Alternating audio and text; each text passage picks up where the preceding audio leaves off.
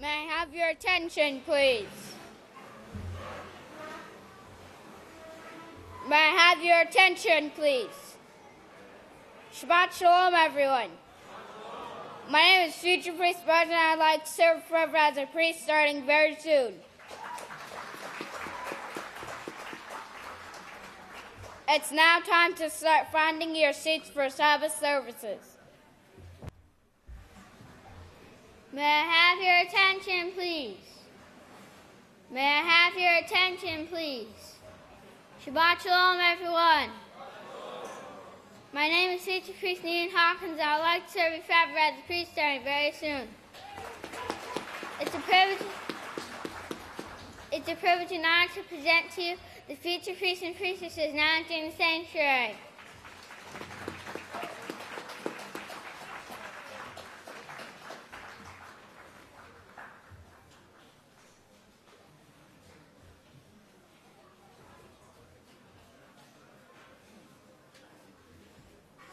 It's my privilege and honor to present to you our first speaker, future priest Nabiah.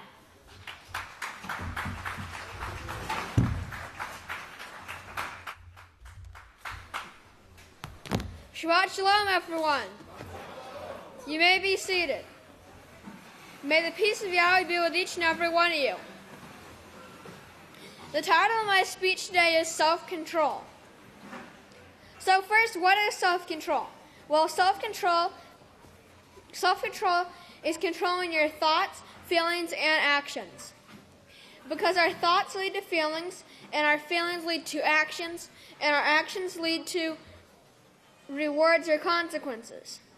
Self-control is the foundation of moral behavior.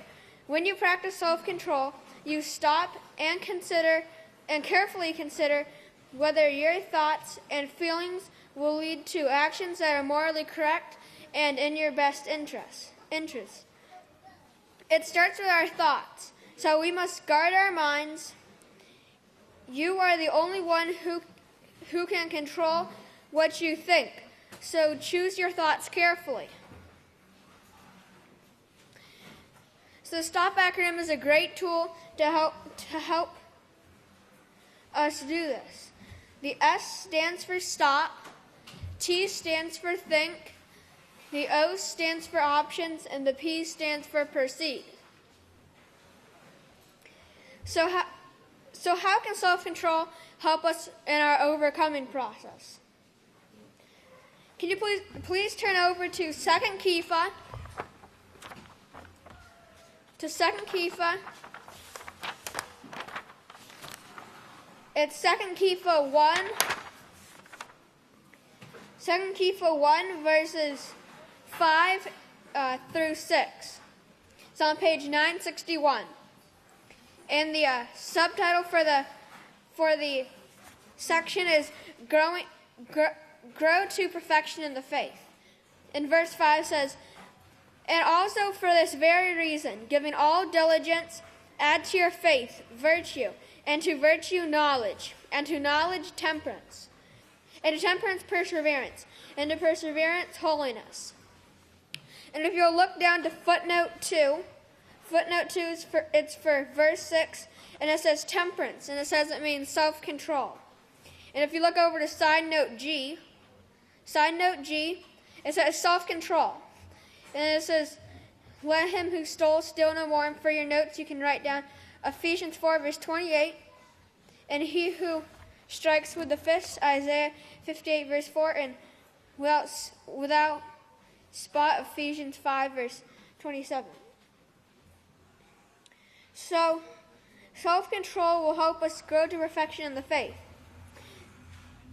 And if you would also turn over to Galatians. Turn to Galatians. It's Galatians 5, verse 22 to 23. It's on page 914. It's Galatians 5, verse 22 to 23. And it says, "But the fruit of the Spirit is love, joy, peace, long-suffering, kindness, righteousness, the faith." And verse 23 says, "Meekness, gentleness, humility, temperance, self-control. Such things are not against any law." So again, self-control is part of Spirit Holy. The scriptures also talk about self-control in 2 Corinthians. 2 Corinthians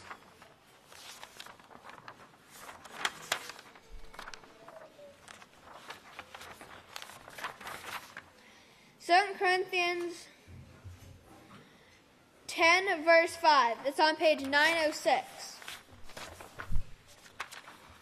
It's 2 Chronicles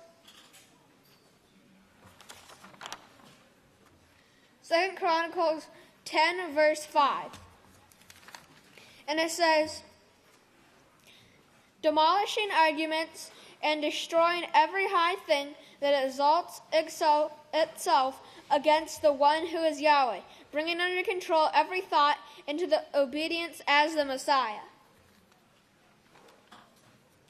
Remember, our thoughts lead to feelings, our feelings lead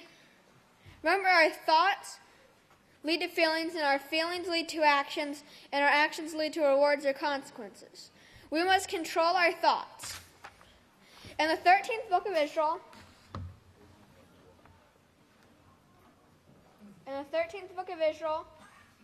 part 1, going for the gold, on page 193, chapter 18, verses 97 and verses 99. And it says, verse 97 says, who is wise and understanding among you? Let him show it. Let him show it by his righteous conduct, by works done in the meekness, humility that comes from wisdom. The wisdom Yahweh teaches you at his house. And verse 99 says, but if you have bitter rivalry and strife, now here you're saying one thing with your tongue in the presence of a priest, and something else when the priest is not there between you. Well, this is the proof. Show me, he says. Show me. You made your brag. Now show me. That's what he said to Israel. But we've got more to do than anyone. That's why we're going to shine like pure gold. We've got to. And we're shining. We're doing it, brethren. We've overcome so much, brethren. I'm amazed. Really amazed. We just got to get the kinks out.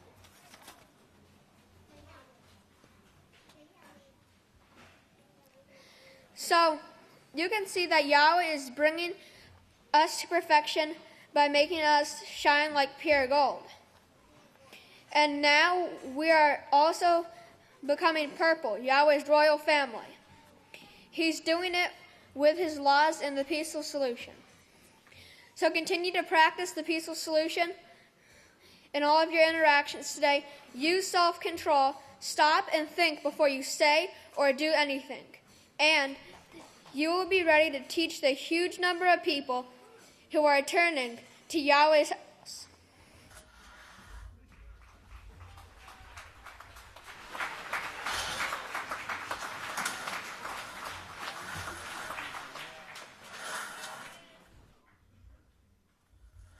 Shalom again, brethren. On this beautiful Sabbath day in Yahweh's house, it is a pleasure to present a future priest, the great deacon, Yisrayl David Hawkins. I'm sorry. Shalom, everyone. Please be seated. Hope everyone's feeling great on this beautiful Sabbath day. Now, I'd like to cover a subject that's going to be very helpful for everyone as we approach this Feast of Passover and Unleavened Bread, where we're supposed to be trying to get all the leaven out, any sins that we might have, and any spots and blemishes that are going to make us unacceptable as part of Yahweh's harvest that He has preparing. For my first scripture, I'd like you to turn over to 1 Corinthians. Chapter 5 and verse 7 on page 890. And this is a scripture we should all be familiar with, talking about getting the leaven out. It says, chapter 5 and verse 7, It says, therefore, purge out the old leaven, that you may be a new batch, since you are unleavened. For truly Yahshua our Passover was sacrificed for us. Now when it says leaven there, of course it's not speaking of, having yeast in our bodies or anything like that. It's talking about sin, getting the sin out of our bodies. And of course we have to kosher our homes so that they'll be ready for Passover as well. But we're speaking of sin. And then in verse 8 it says, therefore let us keep the feast, not with old leaven. And if you look at the side note there, it says old sins, neither with the leaven of malice and wickedness, but with the unleavened bread of sincerity and truth. Now, remember what the book of Psalms tells us truth is. Your laws are the truth. Yahweh's laws bring truth. They are the truth. So, go ahead and turn over to 1 Kepha, chapter 3. And we're gonna kind of get an outline here of how we need to be. 1 Kepha chapter 3 and verse 8. It says, finally, all of you be of one mind, having compassion for one another, full of brotherly love, sympathetic, and courteous. Now, that one mind there is speaking of unity, which is if we're all keeping the laws of Yahweh together, we're all going to love one another, we're all going to be in unity. Having compassion for one another, full of brotherly love, sympathetic, and courteous. And the peaceful solution teaches us those things there as well. Not repaying evil for evil, nor reviling with reviling, but on the contrary, blessing, knowing that you are called to this so that you may inherit the blessing. Not repaying evil for evil, that means not retaliating. When we think someone has done something to us that, might get on our nerves a little bit, or we might not think is right, that doesn't mean we have to go back and do something to them equally as bad or worse, because of course that just causes the problems that we see in the world today with nations fighting against nations, and we're no better than the rest of the world. But on the contrary, blessing. Now how do we bless one another? Do we just walk around and we bless you, brother? Yahweh bless you. Of course, it's great to say Yahweh bless you, but really we bless one another with our actions to one another. Whether we're keeping the laws of Yahweh towards our brothers and our sisters. Okay, that's how we bless one another. Now, for he who would love life and see righteous days, let him refrain his tongue from evil. Now, that right there is extremely important. And all of us, I'm sure, remember the message that was brought out last week about refraining your tongue from evil. And how the right words at the right time can make someone realize that, they're loved for and they're cared for and they have a purpose in the house of Yahweh. But in the same way, the wrong words can affect someone the same way. They can make someone think that they're, not worth anything. We really need to be watching out for those things. So, to talk a little bit more about that, I'd like to go on to the Going on to Perfection book, the second book of Israel, which is an awesome book, by the way. You think you heard that last week as well, too? But Pastor says on page 198, which is sermon number 22, he says, you have to set your mind on Yahweh's laws. They will guide you instead of the human emotions that Yahweh said you must overcome. Now, a lot of times when we're going through our daily interactions, someone might say something that gets on our nerves. We might see something. We might be a little bit frustrated. And these things tend to occur. They're emotions. But we have to remove those emotions when we're dealing with each other and when we're dealing with the work of Yahweh. We have to judge with Yahweh's laws. What flares up your human emotions? Think about it. What causes this to flare up? What caused it last night or this morning? When was it that you had your last fuss or fight with your husband or wife? And that's something that, of course, does need to be applied to husband and wife, but not only to husband and wife. Also to brothers in the house of Yahweh, co-workers, brothers and sisters, if you're a supervisor, for the people that are underneath you, that you have authority over. Okay? Was that based on Yahweh's laws? Were you criticizing your husband, wife, brother, or sister because he broke the law of Yahweh? Or because he hurt your feelings, which were out here on the end of your fingers, or you were wearing them on your shoulders, or however you want to put it. You were wearing your feelings out on your shoulders. Anyway, Satan turns up this amount of energy, and I have seen it being turned up. Because of this amount of energy, Yeshua said, the love of many is going to grow cold. So notice where we fall into when we allow these emotions to take control of our interactions. We become just like the rest of the world where the love of many has grown cold. Because remember, we're not keeping the laws of Yahweh when we do this. So we're not showing love to our brothers. Now, How many of y'all remember the birth defects the pastor showed a few weeks ago? Raise your hands. Okay? That was a result of the system, this beastly governmental system that is brought forth by Satan in order to remove the laws of Yahweh from the people, in order to destroy mankind as their ultimate goal.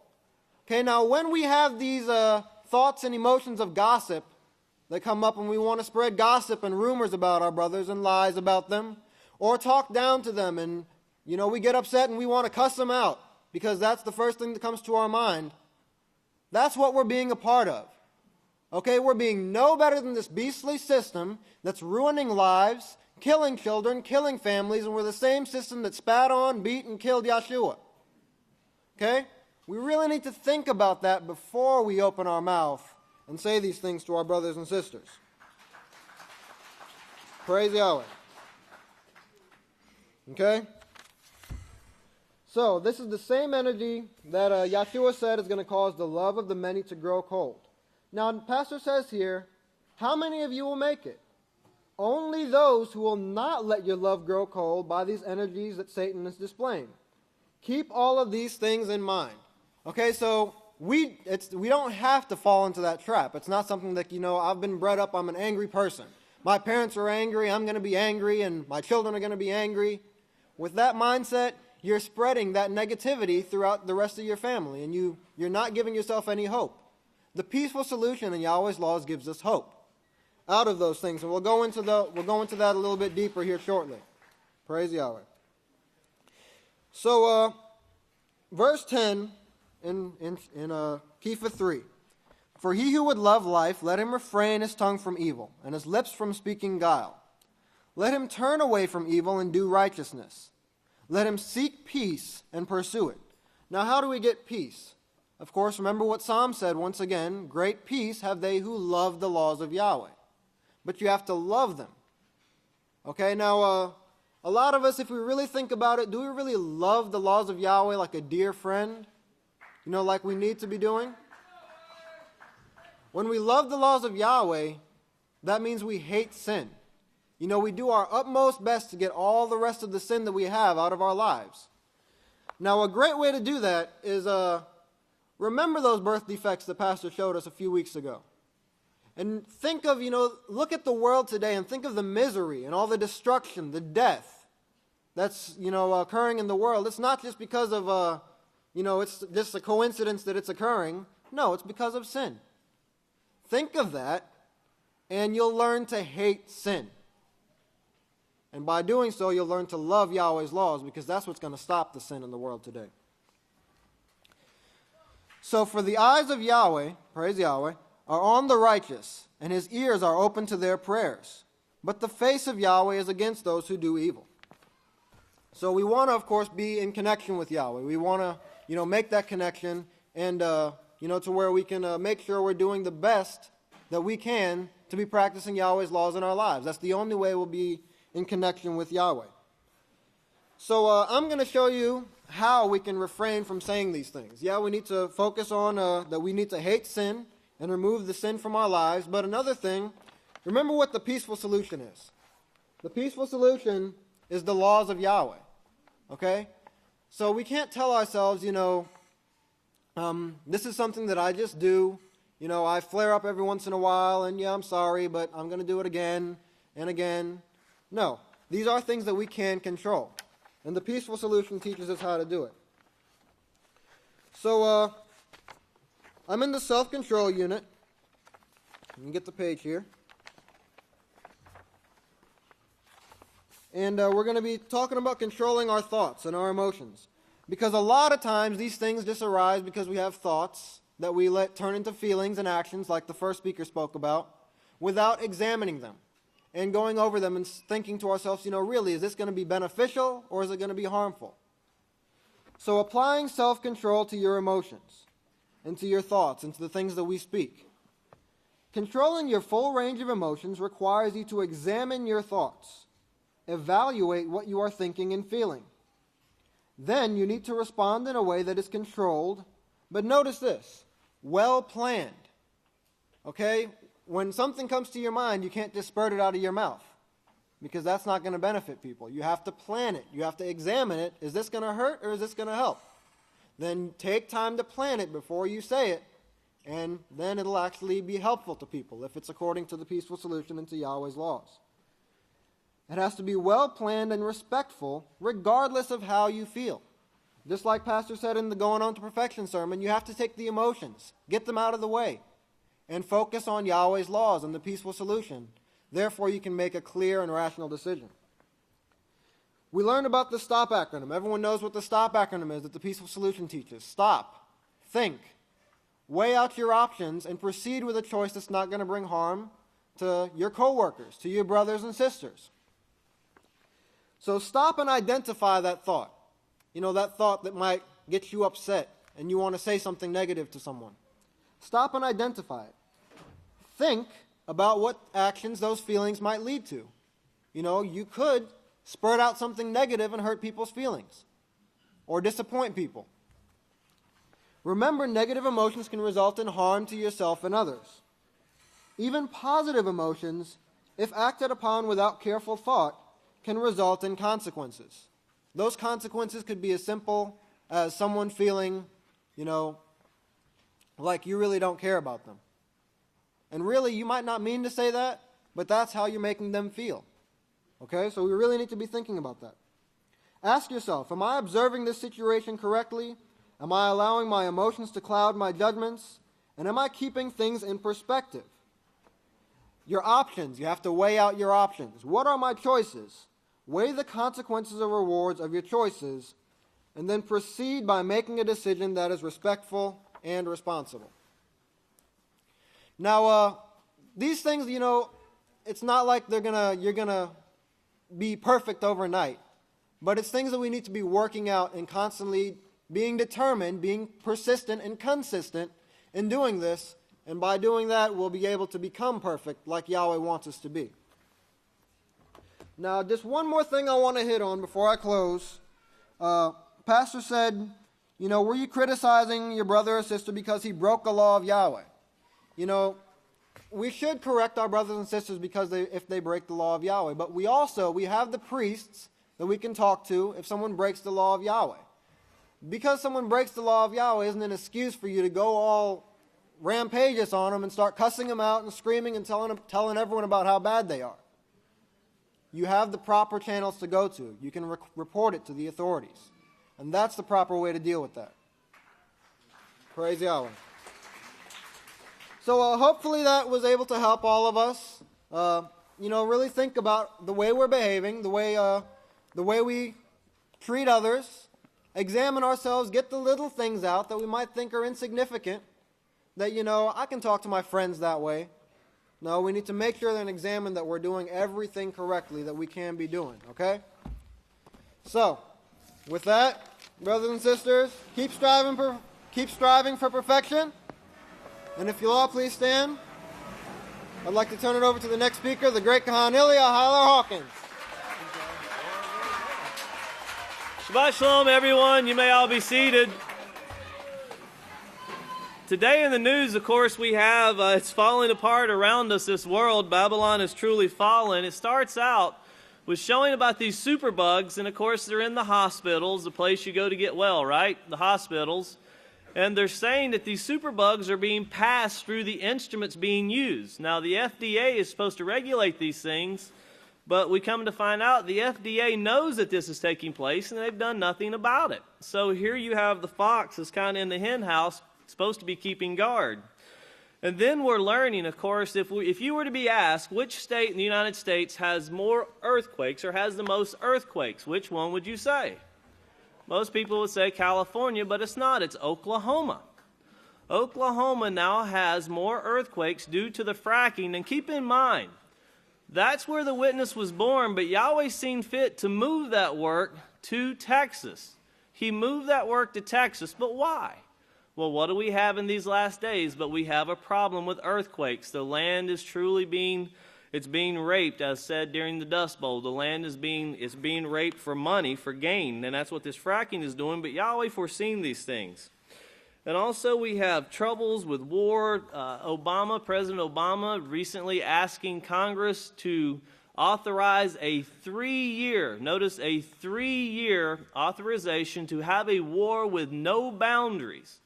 Remember, it wasn't long ago, Pastor said the boundaries of Israel would soon take the whole Middle East. Well, that's the war we see that's taking place right now, a war with no boundaries. Now, keep in mind, the interesting part was this war has already been going on for 6 months with ISIS. And President Obama asked for 3 more years to it. And of course, it's not going to last that long. It's going to be cut short because you see ISIS is telling the Pope, we're coming for you next. You're next on our list. We're coming for you. And Libya, remember, the United States has been in Libya, many countries, NATO has been in Libya, Egypt, of course, United States, and Iraq and Yemen. And look at all the peace that's brought for the last 12, 13, 14 years. All of the millions and billions of dollars that's been spent on war. And what do we have? More war. And why is Libya so important? You may not know, but Libya is only 217 miles away from Italy. It's just north. When you have Libya, which is in North Africa, of course, the country that's right up above them is Italy, and of course, there you have Rome. Rome is open for the taking, and they show how easy it will be for ISIS to do what they want to do if they choose to do it. Now, President Obama is saying that we need to change the hearts and minds of the people. Look for that. That's what President Obama is saying. We need to get community leaders together, and we need to change the hearts and the minds. President Putin is saying we need a peaceful solution. We don't need war, we need a peaceful solution. So who's calling for all of this war? Well, of course, it's the one, remember, Revelation 6:2, it's the one who sits upon that horse with a crown on his head and a sword in his hand. While Yahweh put his work in Abelin, Texas, which, if you remember, was the least likely place in the world to have an earthquake, he removed it from a state that is full of earthquakes at this time. Be very careful to pay attention to everything that's said in the news. So at this time, if we could go ahead and play it. This time, if everyone would please stand, I'd like to introduce for the next speaker, the great Kahan Benjamin Krause Hawkins. Shabbat Shalom, great saints of Yahweh. May the peace of Yahweh be with each and every one of you. You may be seated. Hope you're not disappointed. I'm trying to think of a title for the sermon. Let's just call this The Number 17 and Yahweh Will Abolish the Gods. Okay? But before we get into that, I would like to tell you some really, really super great news and how the House of Yahweh and Yisrayl Hawkins is making a huge impact throughout this world. 220, today's 221, right? There's an article entitled, Yisrayl Hawkins says he will show how great deception has crept into mainstream religion in his new post. And that was released yesterday, and there's already been, get this, 50,503 impressions on that, hit on that story already. Okay?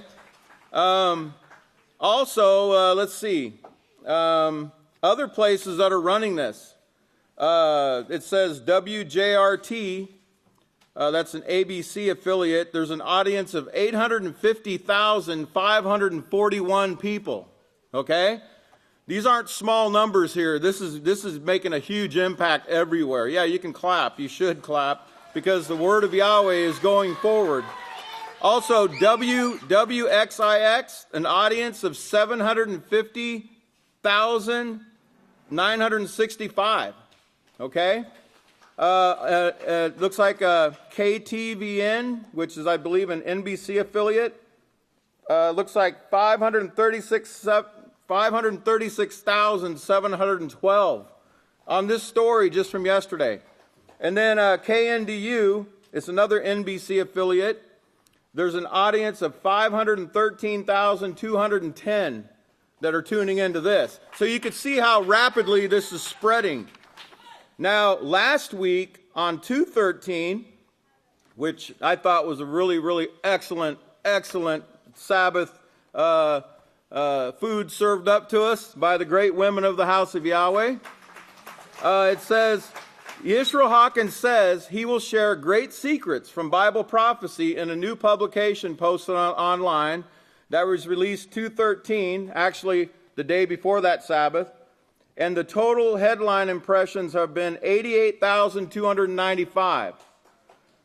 And finally, Yisrayl Hawkins, there's another article that's been released, a news release. Yisrayl Hawkins says there's a set of rules all nations can follow to bring world peace in the new open letter. And I'm sure President Putin is going to be really thrilled when he hears about this. It was released on 2/6/15, and the total impressions are 104,192. Give it up for Yahweh.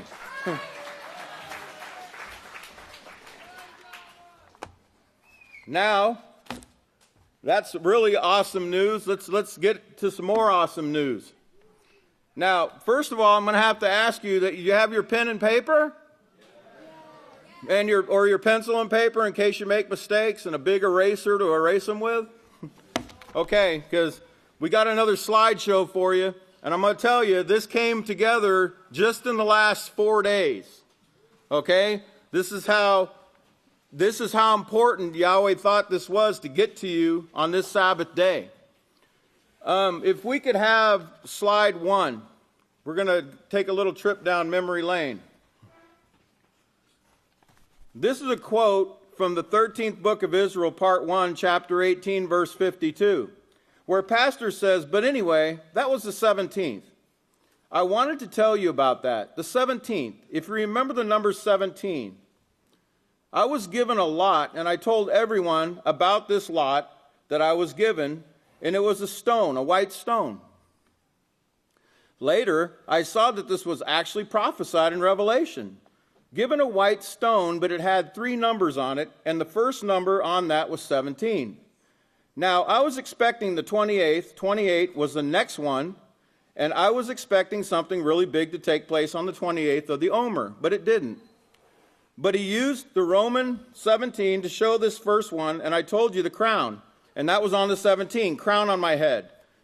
Remember the picture of over the sanctuary, a pastor being crowned. And then the 17th is when I finished that song that I told you I wrote to the Feast of Weeks and the Feast of Harvest, the Feast of the 7 Works that Yahweh brought forth. May I have the next slide? This is from the 12th book of Yahweh, part 1, chapter 2, verse 59. The next day was the 28th. Now, that wouldn't mean anything to me at all, but if you remember, I saw a white stone, and I told everyone about this. And I had the date of when I told everyone, but I hope you remember it. And by the way, I hope you remember it, because I searched. Not only did I search, but the mailroom search. I had everyone search, and the future priests, everyone searching for the original quote.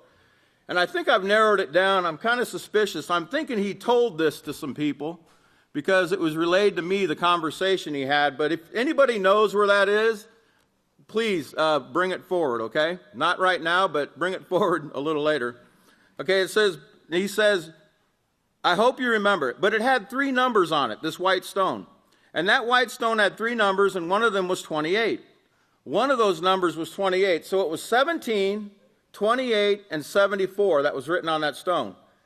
Or 74. I think it was 74 at the time when that stone was shown to me, and it came into my mind, or was placed in my mind, this is your lot. This is your lot. Now, keep that word lot in mind as you go along as well. But keep those numbers. You got them written down, right? We have the next slide. Now, the number 17, let's talk a little bit about the number 17. The number 17 is the 7th in a series of prime numbers. I don't know if you know what prime numbers are, and then the other numbers. I can't remember the name of the other set of numbers, composite, I believe, numbers. But the 17 is the 7th in a series of prime numbers. 7 signifies completeness, adding to the significance of the number 17. And if you show the next slide, I'll show you a chart to kind of give you an idea. Notice the first prime number is circled. It's the number 2. Okay, these are the only prime numbers. The prime numbers are in pink, okay? The first prime number is 2, and the 7th prime number is 17. 217, okay? Everybody got that? Let's go to the next slide. Talking about the number 17. What does this mean, the number 17? In the book of Yahweh, the number 17 symbolizes overcoming the enemy and complete victory. Okay? Now, if you remember, Yahshua gained a complete victory over death. He was raised on the 17th of Nisan, 3 days. Remember, he was sacrificed between the 2 evenings on the 14th. Remember? 3 days and 3 nights later, 72 hours later, on the Sabbath day, just before sundown, on the 17th, he was raised from the dead, overcoming death and the grave. In Noah's day, the windows of heaven opened on the 17th day of the 2nd month. On the 17th day of the 7th month, the ark rested. Okay? And you can find that in Genesis 7, verse 11, and also Genesis 8, verse 4. Remember, they were saved out of the water. They overcame that death. Now go to the next slide, please. Now the number 17 in prophecy, just turn over to Daniel chapter 7 real quick. Daniel chapter 7, because I want to show you a word here. It's very important for you to remember. Daniel 7.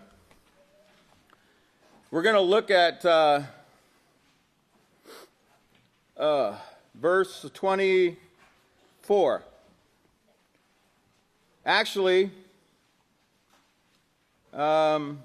remember this beast that had 7 heads and 10 horns, right? Which is a total number of 17, okay? And remember I told you in the last slide that 17 symbolizes victory, conquering, overcoming, prevailing. Okay, all 4 of those words are actually synonymous. Victory, overcoming, prevailing, conquering. Okay, write those down. Now let's look at Daniel 7, verse 24. It says, I beheld, and the same horn made war with the saints and prevailed against them. Remember, they prevail against the saints. And look at verse 22. Until the Ancient of Days comes and judgment is given to the saints of Yahweh, and the time comes that the saints possess the kingdom. Okay? Now, what I want you to understand in this is the idea of overcoming. Okay? That, remember, there's 2 types of overcoming and 2 types of conquering, and I think the great Kahan Ilya just mentioned one of them. Let's turn over to Revelation 6:2. Revelation 6:2, found on page 974, Revelation 6:2. And remember, this is the white horse, and he who sat on it had a bow, and a crown was given to him, and he went out conquering and to conquer. Okay, there's that word that you need to keep in your mind. Conquering and to conquer. But remember, this is a false piece here. This is not Yahshua here on this white horse. Okay, this is the conquering of slaughtering, raping, raking, pillaging, stealing, murdering, and all these other abominable things that come forth from the 7 hills of Rome. And it's the sword and the cross, okay? It represents the sword and the cross. Okay, now, I don't want to lose my train of thought. And also Revelation 13, remember, talks about the beast that had 7 heads and 10 horns. So that number 17 is very important for you to understand the idea of conquering, whether it's Yahweh's conquering, which we're going to talk about in a minute, or overcoming, prevailing, conquering that the enemy does, which is the total opposite of Yahweh's way. Also, on that same slide, you should have that slide back up, the same one we just had. Okay, Psalm 83, verse 6 through 11, we're not going to go there and read it, but there's 17 total enemies of Israel that Yahweh helps to overcome. Okay? 7 of them were in the past. 10 of them are listed as ones that are still trying to prevail against Israel. Okay? You can read that on your own time. But I want you to get in your mind right now the number 17 and what it represents. The white stone and all these other things. Go to the next slide, please. Continuing on this 17, I want you to notice Romans 8:35 through 39. You don't have to turn there. You can read the slide. It says, who will separate us from the love of the Messiah? Will tribulation or distress or persecution or famine or nakedness or danger or sword? There's 7 right there. And then he answers the question with 10. He says, no, in all these things we are more than conquerors through him who loved us. For I am convinced that neither death, nor life, nor malachim, nor principalities, nor powers, nor things present, nor things to come, nor height, nor depth, nor any other thing in all creation will be able to separate us from the love of Yahweh, which is in Yeshua Messiah, our King. Now there's a total number of 17 there, okay? Get this in your mind about this conquering. We are more than conquerors, okay? Can we go to the next slide? Hebrews 12. We see the same pattern again, okay? Where the contrast between the old covenant and the renewed covenant are shown. And it says in verse 18 through 24, you are not come to the mount that might be touched and that burned with fire, nor with blackness, darkness, tempest, and the sound of a trumpet and the voice of words. That's 7, okay? But you are come, talking to us in these last days, unto Mount Zion, unto the city of the living Father, the heavenly Yahweh Shema, to an innumerable company of Malachim, to the great gathering, namely the called out ones of the firstborn, and to Yahweh, the judge of all, and to the spirits of just men having been made perfect, like Abraham, Isaac, and Jacob, who will be in the kingdom, and to Yeshua, the mediator of the renewed covenant, and to the blood of sprinkling that speaks better things than that of Abel, because Abel was killed. But this last Abel, he ain't going nowhere, okay? That's 17 total, okay? Can we go to the next slide? 1 Corinthians 13. Love is mentioned 17 times in this verse. Love is patient. Love is kind. Love is not jealous. Love is not boastful. Love is not puffed up with pride. Love does not behave rudely. Love does not seek its own advantage. Love is not provoked. Love thinks no evil. Love does not rejoice in iniquity. Love rejoices in the truth. Love does not betray. Love believes all things. Love hopes all things. Love endures all things. Love never fails. These 3 things endure, faith, hope, and love, but the greatest of these is love. 17, okay? Why? Turn over to 1 Corinthians 15. 1 Corinthians 15. It's not the love of the world, okay? It's not that touchy-feely, fake stuff that you get in the world. 1 Corinthians 15. We're going to look at verse 55 through 57. On page 899, it says, O death, where is your sting? O Sheol, the grave, where is your victory?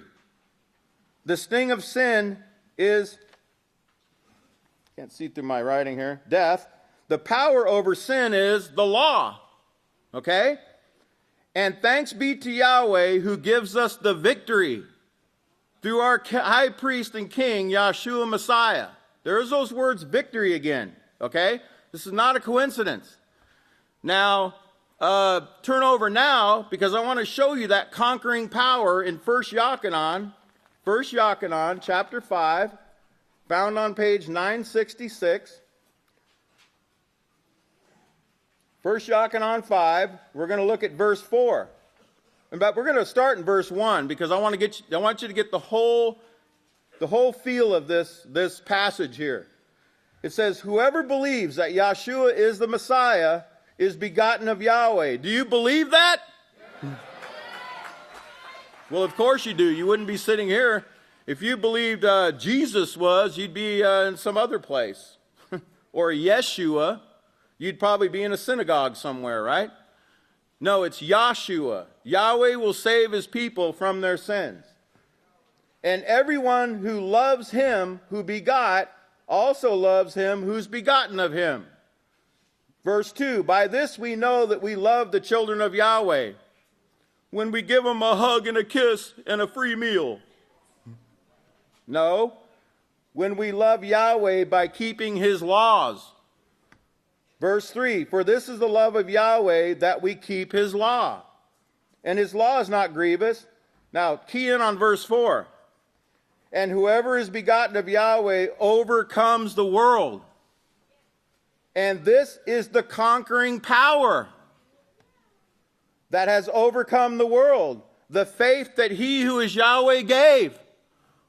The whole system, the 613 laws and the prophecies, this is what overcomes. This is the conquering power given to the saints. Not the sword and the cross that the Catholic Church uses. Okay, now let me set you up for this, because you got to understand so you can really appreciate how this all went down. As a matter of fact, can I get the next slide first before I continue? All right, if you notice, this is from the Washington Post, and I've circled the date that this came out. This is when I saw it. February 17th, the 17th. Now let me set you up. On the morning of the 17th, before I saw this, let me go back a couple weeks. After I did the sermon on 1962, I had a discussion with Pastor, and he mentioned to me again the white stone and the 3 numbers on the white stone. And he said, could you look into that? And I said, you know, of course, I'll pour my whole heart into it, okay? And I did, and I studied it, and I came up with some things that I already showed you about the number 17 and the other numbers, which I'm not going to go into today. We're going to focus on the number 17, but on the morning of the 17th, I was thinking about, today's the 17th. Something's going to occur today, right? Because the 17 was in my head because I was studying it. It couldn't have been 30 minutes later when I was reading the news. I believe it was Drudge Report, and it had a link to this thing about this cloud on Mars, the mystery cloud. And here's what I read. Massive plume on the surface of Mars no one can explain. Now I want you to focus in on the bottom of that slide where it says, this is a quote from the article, their shapes going from double blob protrusions to pillars or finger-like shapes. Pillars. Can we have the next slide? Here is a picture. This is the only picture that you can actually see what's in that cloud. Okay? And what I did is, what we had to do is we had to rotate it up slightly so you can see Pastor looking straight at you. Okay? Now I want you to look at that very close, because I believe in the next slide, go ahead and play the next slide. Okay, right there, you're going to see Pastor Israel Abel Hawkins. Okay, now, this was taken. Now, remember, this is not something that was taken recently. This was taken in the spring of 2012. As a matter of fact, we're going to read here in just a moment exactly when, and you're going to be amazed how Yahweh is working with this house. Go back one slide. Look at that closely. Now you can get these are online, you know. I mean, there's only 3 pictures you're going to find, okay? 2 of them look like nothing. You can't really make anything out. This one's the only one you can see through, and that's where you can see Pastor plainly in it, okay? Now, okay, let's go now to the letter, the next slide, that they alluded to, that the scientists put out. And what we did is, we took the important quotes out of here. We pulled them out. You can read the article yourself by going online and reading it, or we'll show you a copy of it.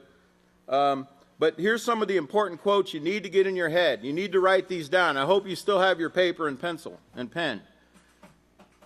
It says here that it was first seen March 12th, 2012. Okay? and the protrusion, or the cloud, became more prominent over the following days, and on the 20th and 21st of March, it was captured by at least 18 observers. So remember, this wasn't NASA that found this. These are guys that were, amateur astronomers looking up in the sky, and they saw these things. On the other side, it says the plume was detected for 11 consecutive days from the 12th to the 23rd of March. You'll see the significance of all this in just a moment. On the 6th of April is the second time that they saw it again. And this is 2012. And it was observed near the same spot the other one was, okay? But now this was from April 6th through the 16th, okay? And then it says each event had an overall, plus or minus 10 days.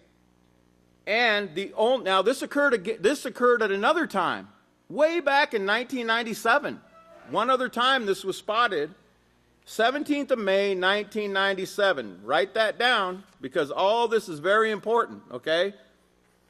Remember, Yahweh doesn't put these things up there just to, hey, look what I can do. No, these are messages that are written to us. Okay, can you go to the next slide? Okay, now, on page 2 of that letter from those scientists that they put out, this study, which, by the way, their conclusion was, we don't know what it was. They still don't know. But you're going to know, okay? March 21st, this is actually, the first time it was spotted was March 12th. Don't get this confused with these dates and times that I have right here. I have these here because these are showing what's in those figures. It's giving dates and times that they were seen. Now, these times that you see to the right where it says 3:21, 2:45, those are UTC, Universal Time, okay? Universal Time. Now, March 21st, which is 3:21 in this one figure here, actually, what I want to key in on, I can't go into all the numbers right now, but I want to key in on D, which was March 21st at 3:45, and this was one of the most prominent ones. The reason why March 21st is listed here so much, because remember, it was seen from the 12th, and from the March 12th, it started getting bigger and bigger, and the biggest it became was March 21st at 3:21 and at 3:45. Write that down, at 3:21 and 3:45. So I looked up, because that's when you would have seen Pastor's face, when the blob was the biggest at that time. Now, can you go to the next slide?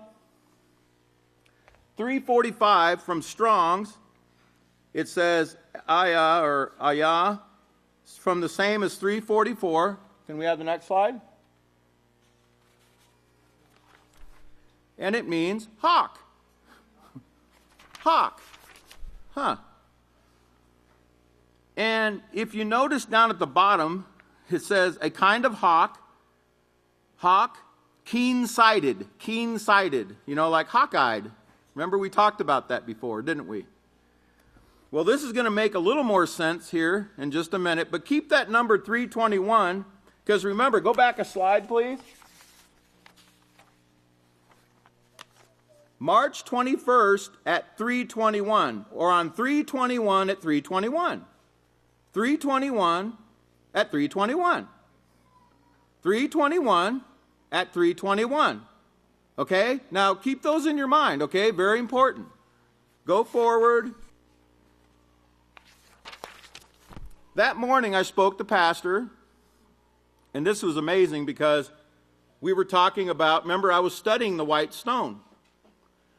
While I was on the phone with him, it dawned on me, today's 2:17, isn't it? I said, 2:17, isn't that Revelation 2:17 talk about the white stone? Isn't that Revelation 2:17? Huh. I guess that's just a coincidence, right? Well, notice the same day, at the end of the day, Scott Pelley on CBS Evening News ran a story. We're going to show it to you in a minute. And this is just the headlines for 2/17, February 17th of this last Tuesday. Boston talked about the staggering snow load. And then something new in the cloud. I want you to see this brilliant psychological move made by the Catholic Church, who runs the media, who wants to make you think we're a bunch of nuts. Let me ask you the $10 million question. Hey, that was somebody's bell one time, wasn't it? Let me ask you the $60 million question. What would be the odds of that story running on 2/17, the same day that this came out about the Mars cloud? What's really amazing about it is I normally never watch the evening news. I usually watch it here. But I actually watched that news broadcast that night. And the person that was sitting next to me said, that story was against us. 2 days later, having a conversation with Pastor on the phone, he goes, hey, did you see K-Tab the other night? And I reminded him, I don't live in, I don't live, but I can get it online. Do I need to go there and watch something? And he said, yeah, they ran a story about clouds. And he said, I told the people that were sitting next to me when they ran it that it was a great psychological move. And I said, you know, I saw that story too. I said, that was the Scott Pelley story, right?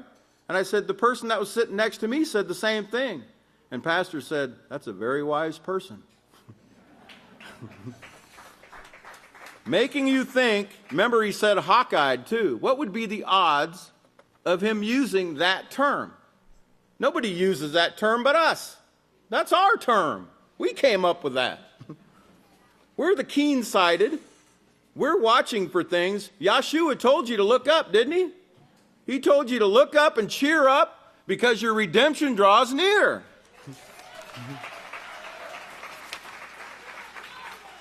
All right, can we go to the next slide? Let's talk a little bit about Mars. Let's get a little history on this Mars guy. Not the candy bar, not the candy bar company that made the Almond Joys and the Three Musketeers, but the Mars, the Roman god Mars. And I remember it's called the Red Planet, all right? And it's named after the Roman god of war and destruction and masculinity. It says, first century Mars found in the Forum. This statue you're looking at is found on Capitoline Hill in Rome. Because, you know, that's where all the gods are, isn't it? You wouldn't find that here. You know, you're not going to find those statues out on our grounds anywhere or in the sanctuary here. You're going to find them outside the gate everywhere. But this one's on Capitoline Hill, the 7 hills of Rome, in a museum. And I want to read to you the circled, the spear of Mars. It says, his consort, that means his lover. He had a lot of lovers. He was a fornicator and an adulterer. One of them was Venus. And his father was Jupiter. Jupiter. You're going to see how this ties in from 1997 that you just heard about when they saw it back in 97. And his Greek equivalent is the Greek god Ares, or Ares. Can we look at the next slide? Continuing about the god Mars, it says most of his festivals were held in March, the month named for him. Now, isn't that amazing that this Mars photo, this cloud, was seen in March, okay, March, named after, that's what the planet Mars is named after. March is named after the god Mars. I guess this is all just a coincidence, but we'll see. And his Latin name was Martius, okay, and go to the next little spot here. It says, although Ares, okay, hold on, I'm in the wrong one. Okay.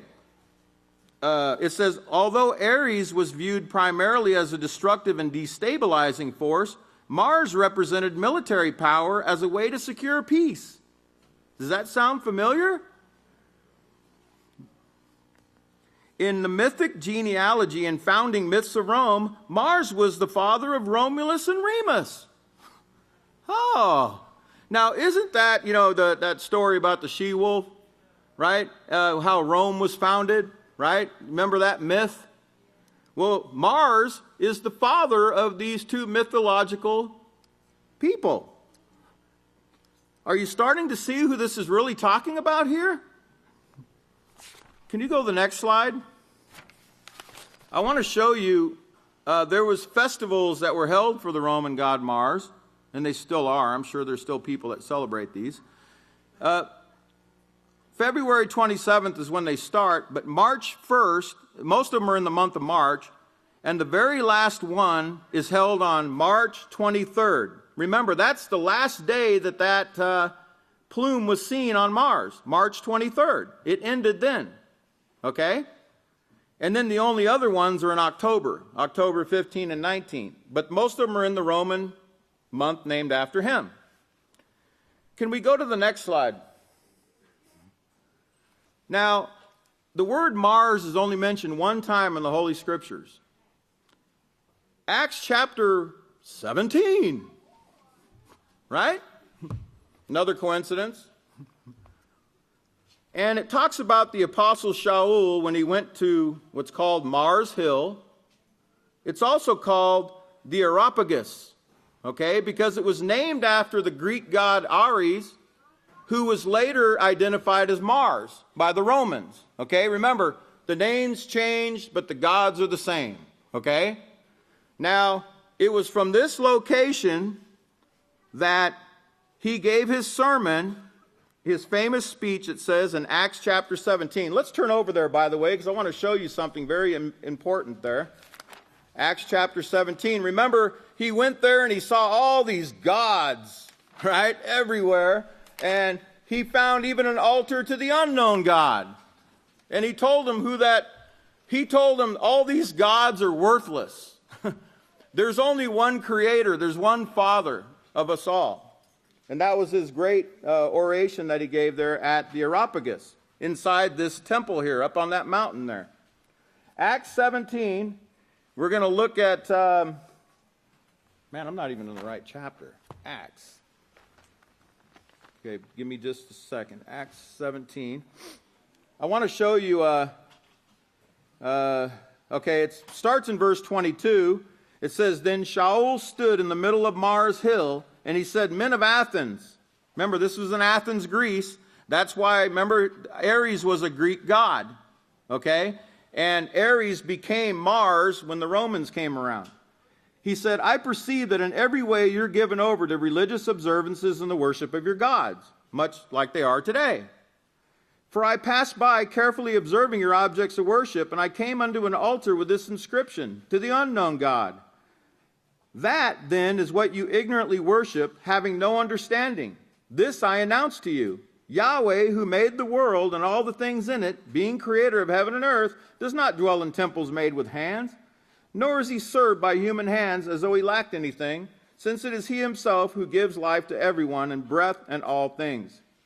And now, I want you to notice in the very last verse on page 860,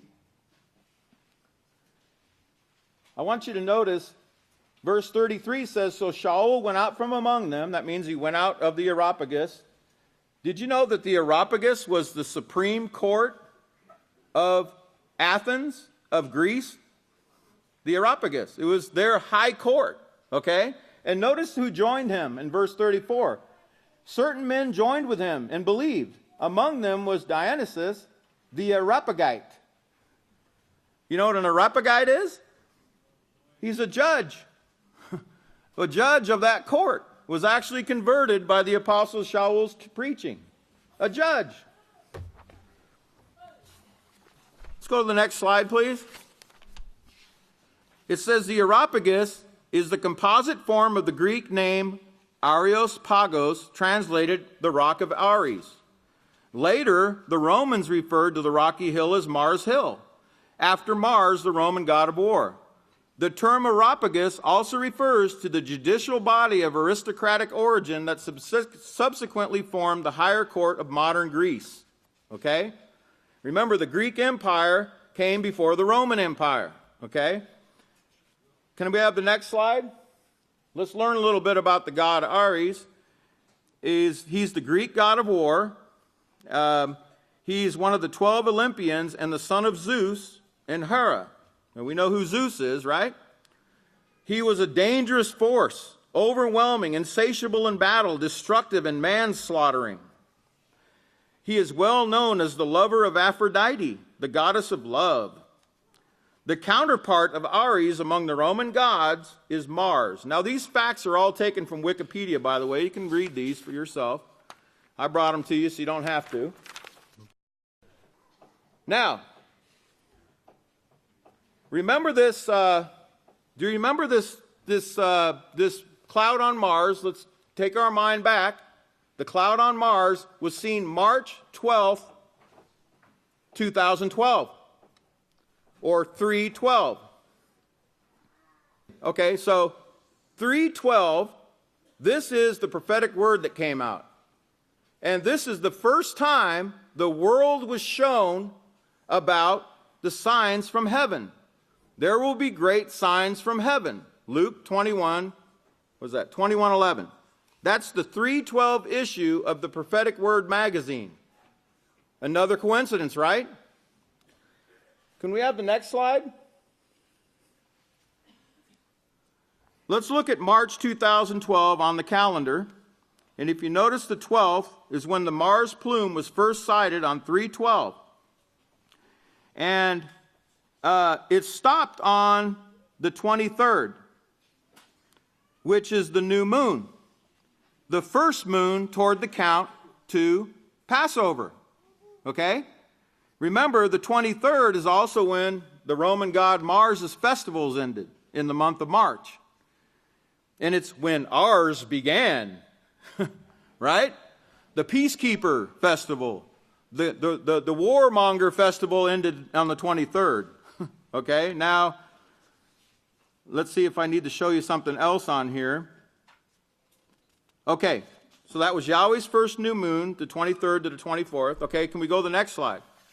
Remember, it was seen till the 23rd, and then it went away. It went away until April 6th. It came back again. Well, what was going on April 6th? That was the evening of Passover, okay, in 2012. Passover. Now, I want to remind us of something. I have check marks on some of those because the night before was Yahshua's memorial, so that means we were all here, right? Or we should have been. Renewing our vows to Yahshua. We should have been here, right? That would have been the night of the 5th.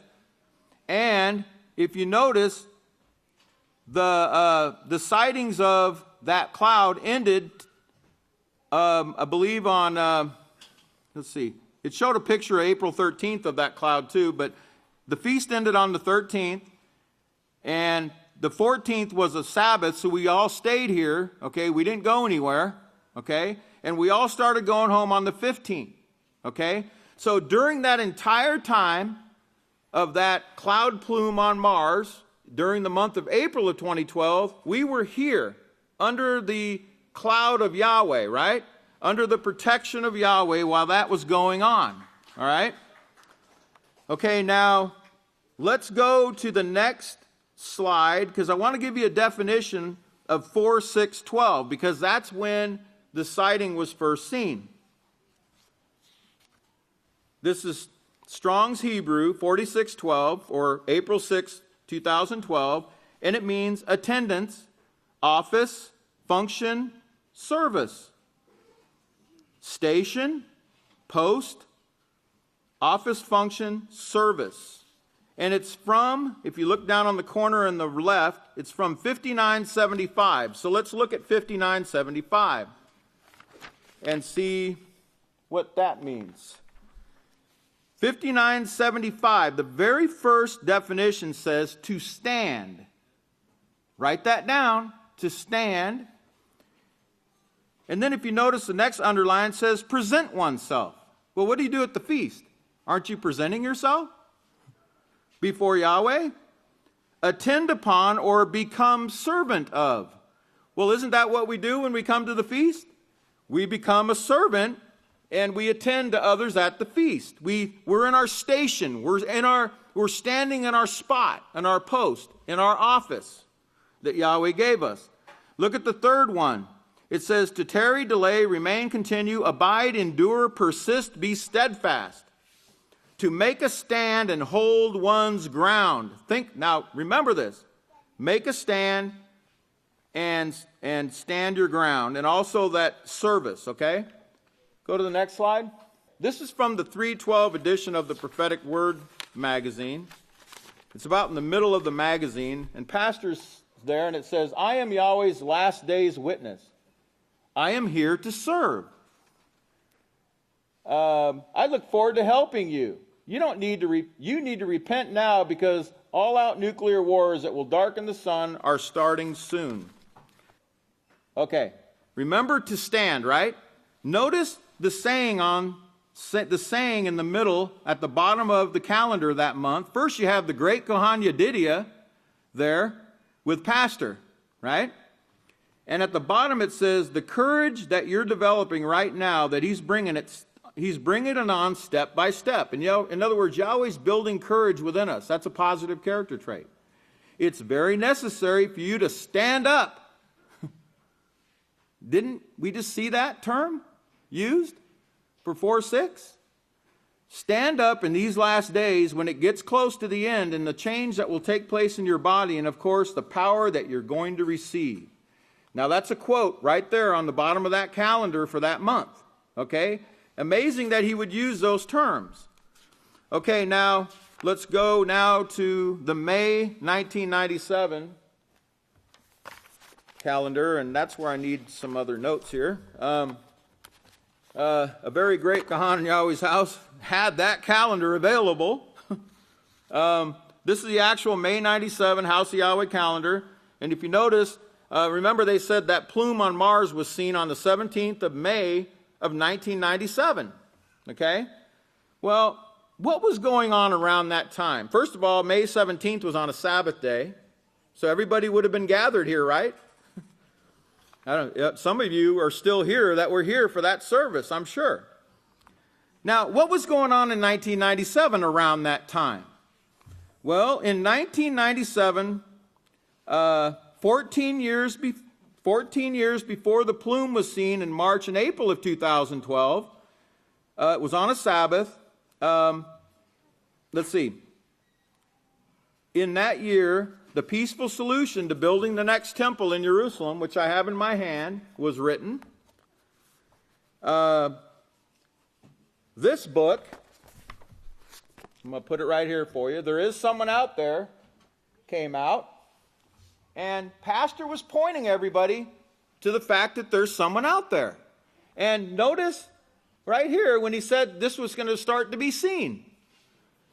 1997. Okay, now, do you know when this book was first published? March 1st, 1997. That's when this book was published. March 1st, 1997. Pastor pointing to the signs in the heaven that he said you're going to start seeing at that time. Okay, now,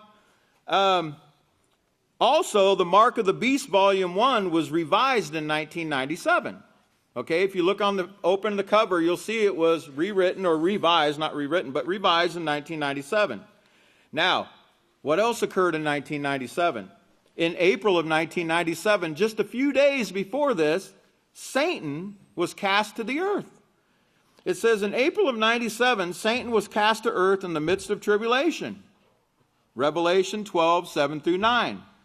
Remember the comet Hale-Bopp, okay, made its closest approach to earth on April 1st of that year, 97.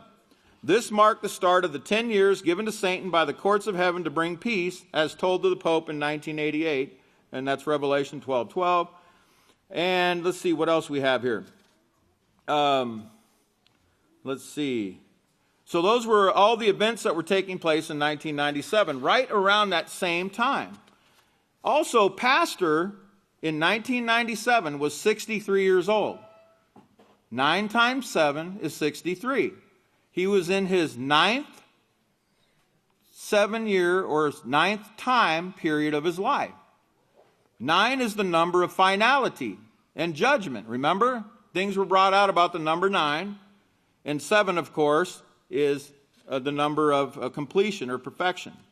Okay, now, let's see. What am I supposed to go to next? Let me get back to my slides.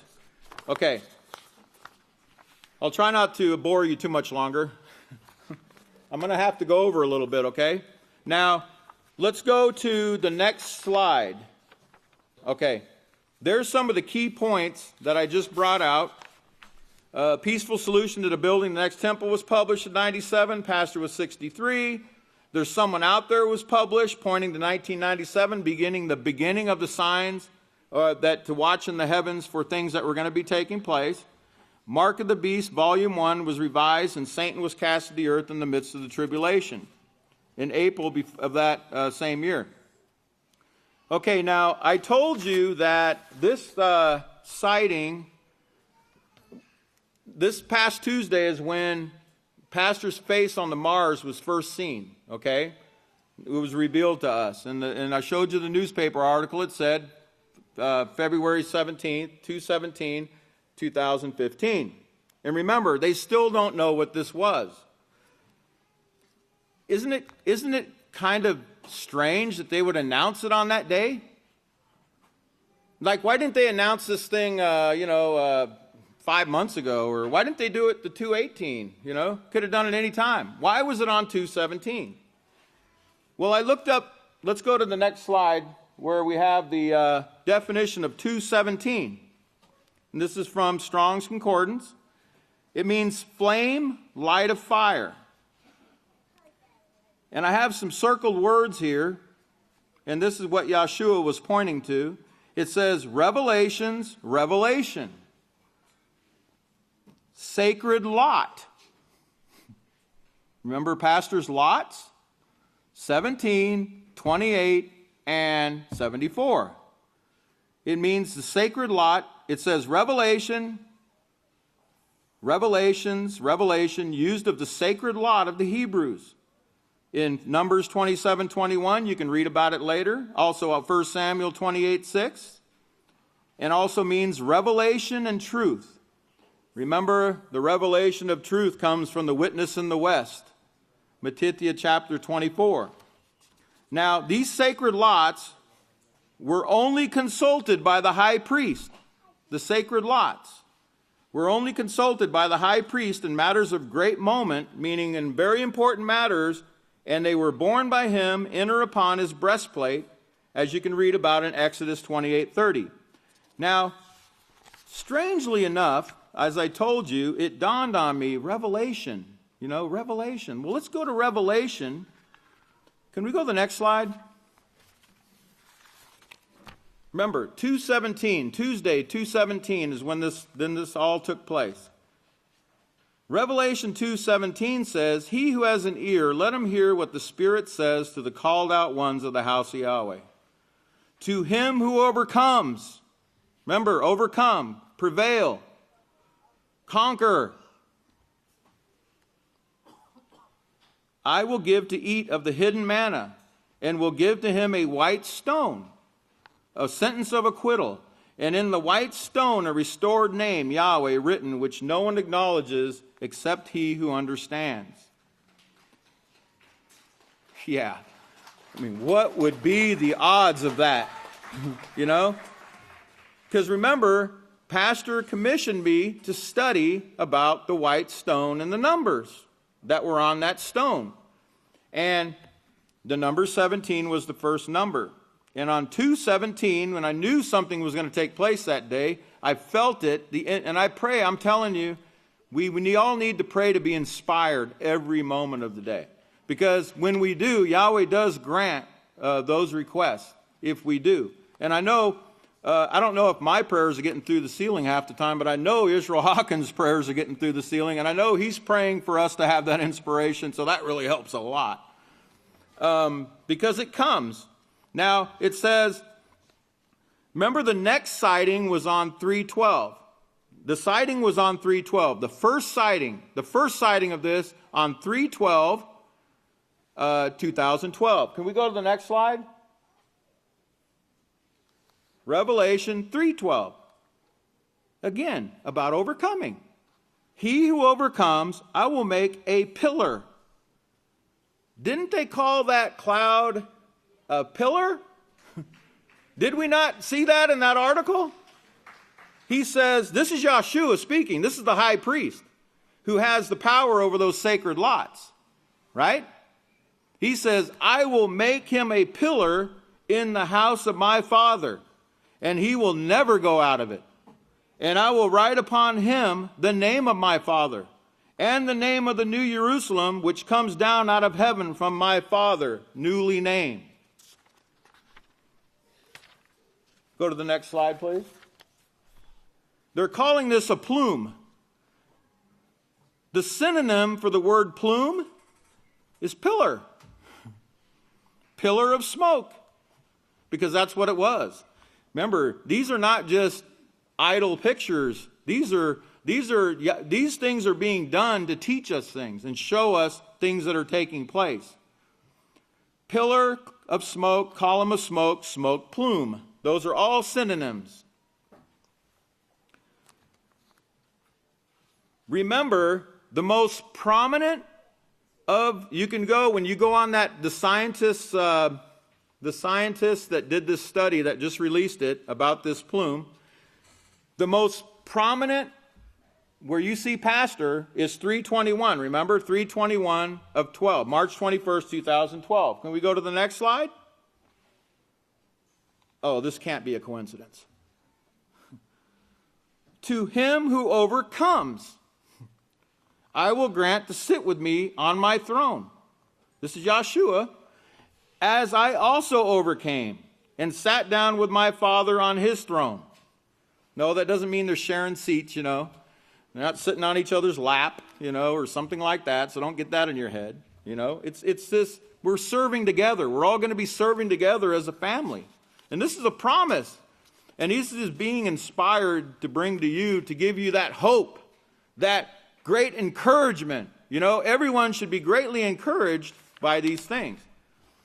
Now, let's go to the next slide. Revelation 21:7 or 2:17. Again, he who overcomes will inherit all things, and I will be his father, and he or she will be my sons and daughters. Okay? Remember, this is speaking of the women as well. It's not just speaking about the men, guys. So don't get it in your head.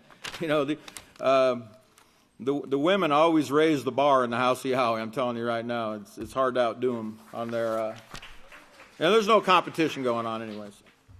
Let's go to Isaiah chapter 2, in verse 17, because I want to tell you what this message is. This is the message that this picture of pastor on the planet named after the god of war? You know? Talk about smiling in someone's face, right? I mean, named after the god of war and the man of peace, his face is there? Well, what could this mean? Isaiah 2:17. The loftiness of man will be bowed down, and the haughtiness of men will be made low. Yahweh alone will be exalted in that day. Verse 18. For he will utterly abolish Mars and all the gods of Rome. They're going to be utterly abolished. This message that was sent is showing us the man of peace is prevailed. He's going to prevail. We're going to prevail, because when you see his face, who do you see? The house of Yahweh. And what's the conquering power that Yahweh gave us? His laws. Those 613 laws that the Pope says you don't need them. They're worthless. You know, those old man-made rules. Yeah. Well, why did the Apostle Jacob say that, you know, that those laws are what actually are going to bring you life? If you'll turn over real quick, I'll show you where he said that. Let's go to Jacob chapter 1 on page 9:53. Jacob 1:21. And this is what we're all admonished to do, like the great deacon told us earlier, the first speaker that talked about getting rid of the sin, getting rid of the leaven. Therefore, put away all filthiness and the superabundance of wickedness or lawlessness, and receive with meekness and humility the written law, which is able to save your souls. Okay? The laws, but it also says in verse 22, be doers of the law, not hearers only, deceiving your own selves. Okay? We need to be doers of the word, not hearers only. Now, this is kind of amazing. I got to tell you, I'm going to close right here, but I got to show you something. I was standing up here with the great Kohan Ilya Heiler right before he was playing the news, and he ran the story on RT News about ISIS looking to Rome. And it said in Libya, it was 350 kilometers from Italy. Y'all heard that? If you didn't, get on the mailing list, or I don't think they play the news on those, but you can watch it again. I'm sure they'll play the news. They'll make sure they put this in for you. But he said it was that ISIS, standing on the shores of Libya where they beheaded those men, they were looking toward Rome, and they said, we're coming after you. Okay? 350 kilometers from Italy. Well, we did a little conversion here.